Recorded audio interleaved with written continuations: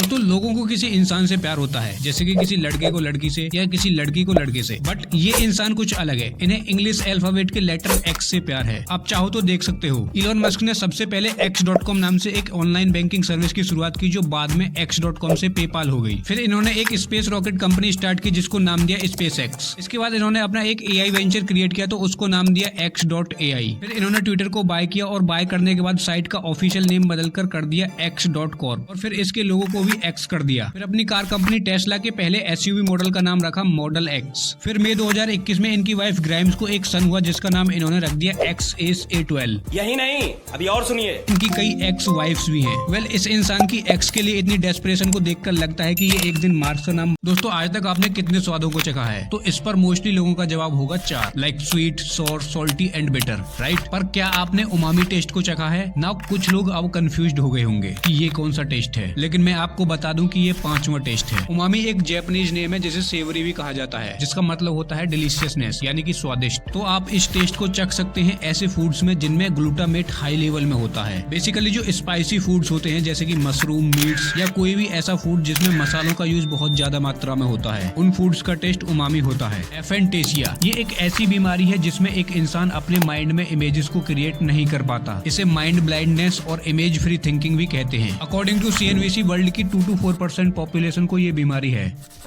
दोस्तों आपने ये तो सुना होगा कि फलाने इंसान ने एक रोड रोलर खींच दिया या ट्रक खींच दिया, लेकिन क्या आपने कभी सुना है कि किसी इंसान ने एक प्लेन को खींच डाला? रामास्वामी लेचेमरल ने अपने बालों से 1990 में बोइंग 737 को 17 मीटर तक खींचकर वर्ल्ड रिकॉर्ड बनाया और यही सब एबिलिटीज उनकी बेटी में भी पाई गई, जिसने 2002 में अपने बालों से ही एक ट्रक को खींच दिया था। दोस्तों जो एप्पल्स होते हैं उनकी पैकेजिंग में उनके राउंड शेप के कारण प्रॉब्लम आती थी, जिसको सॉल्व करने के लिए कोरिया ने स्क्वायर शेप में एप्पल्स बनाना शुरू कर दिया। जब ये एप्पल्स ग्रोइंग फेज में होते हैं तो इन्हें ऐसे प्लास्टिक के स्क्वायर शेप माउल्ड्स में पैक कर दिया जाता है, जिसके कारण एप्पल्स की शेप स्क्वायर हो जाती है।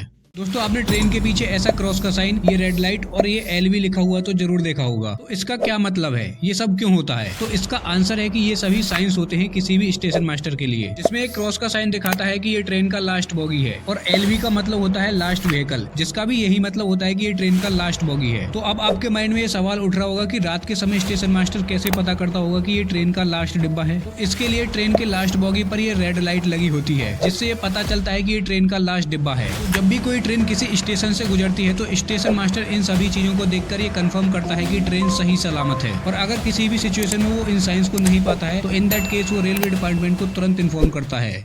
दोस्तों आईब्रोज हमारे चेहरे का एक इम्पोर्टेंट पार्ट होती है, या ये कहूँ कि हमारे लुक्स का एक बहुत ही अहम हिस्सा है। अगर एक इंसान के आईब्रोज ना हो तो वो इंसान बहुत ही अजीब दिखता है। लेकिन क्या आईब्रोज का काम सिर्फ हमारे लुक्स को अच्छा करना है? तो इसका आंसर है नहीं। दोस्तों आईब्रोज को हमारी आंखों की सेफ्टी के लिए प्रकृति द्वारा डिजाइन किया गया है। जैसे कि जब भी हमारे हेड से पसीना बहता है तो वो सीधे हमारी आंखों में न जाकर हमारी आईब्रोज से टकराता है और साइड से निकल जाता है, क्योंकि पसीने में नमक होता है और नमक हमारे दांतों के लिए तो अच्छा है लेकिन हमारी आंखों के लिए बिल्कुल नहीं। और जब भी हम नहाते हैं या बारिश का आनंद लेते हैं तो हमारे सर से पानी आंखों की तरफ आता है, जिसे हमारी आईब्रोज साइड से निकाल देती हैं और हमारी आंखें एकदम सेफ रहती हैं। आईब्रोज एक आदमी और एक औरत की पहचान भी तय करती हैं। जैसे कि मर्दों की आईब्रोज थोड़ी चौड़ी और फैली हुई होती हैं और औरतों की आईब्रोज मर्दों के मुकाबले थोड़ी पतली होती हैं। अगर आपको इस बात पर यकीन नहीं होता तो आप किसी भी एक ऐसे मर्द की कल्पना करें जिसकी आईब्रोज पतली हो।